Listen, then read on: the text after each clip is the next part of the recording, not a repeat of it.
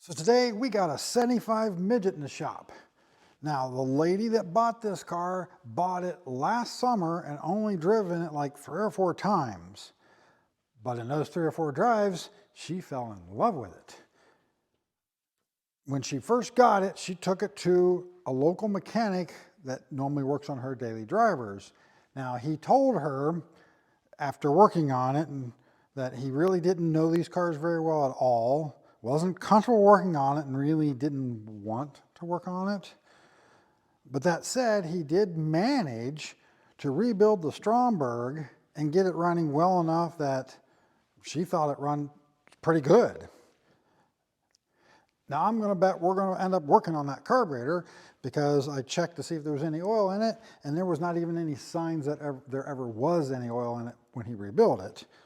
And I went ahead and put a little bit of oil in it, and it's already down about halfway, so it's obviously leaking. And if he tuned it without oil in it, then he will have obviously have it running way too rich, and we're going to have to make some adjustments to it. Now, since she's also put an alternator on it herself, and then she put a clutch master cylinder and slave cylinder on it because the slave cylinder started leaking, and then she got the clutch to work, and then the hose started leaking, so she decided to replace that. But she improvised on that rather than buying the original line that goes on it. So we can show you what she actually did here and why the clutch doesn't work, which is why she brought it to me.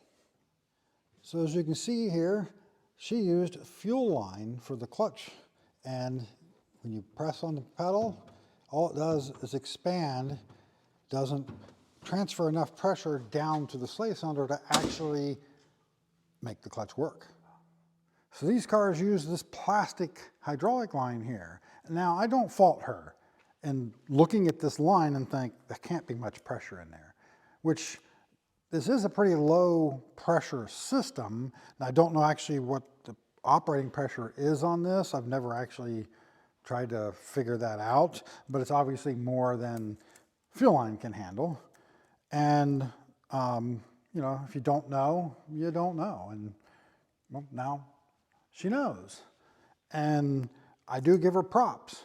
At least she's jumping in here and trying to work on it herself rather than, you know, just finding somebody else local who might work on it, you know, because then she gets to know the car better. But after this situation, she decided to give up and go find somebody who specializes in these cars, and she found me and brought the car to me. So while I've got it, she said, go ahead, drive it, see if there's any other issues, whatever else it needs, do some tuning, whatever it needs, make sure that she can go enjoy it all summer long and not worry about it. And also, while it's in here, she had bought a new heater box for it, and she has that in the boot, and she picked up a used heater valve for it, and we're going to set all that up and get that working for her while we've got it. But we're not going to be doing all that work today. Today is just a preliminary, this is what we got. Next video, we should be working on it.